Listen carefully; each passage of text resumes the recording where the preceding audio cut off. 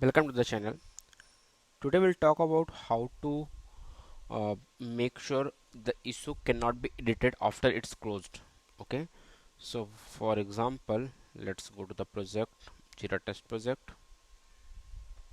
Open any of the ticket. Let's me open this one. This is waiting for approval. Let me close this ticket. This ticket is closed. Right now I should not be able to edit it, like I cannot the priority is major. Right now I'm changing to minor. It's changed. Okay, I'm changing assignee also. It's changed, but the ticket is closed, that there is no use to change any things, right? So how we can restrict it? So it's a very easy. You just not need to go to the workflow. Okay, so I am going to the project workflow. Open the workflow scheme.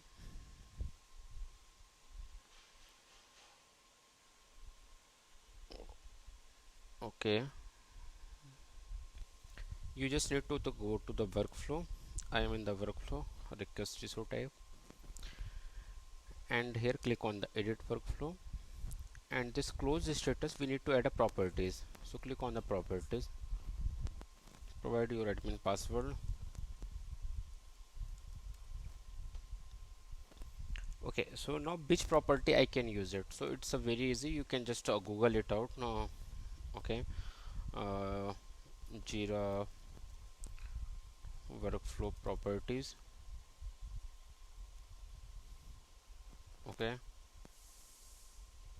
so here I can see multiple properties. Click on the first one, this one, editable.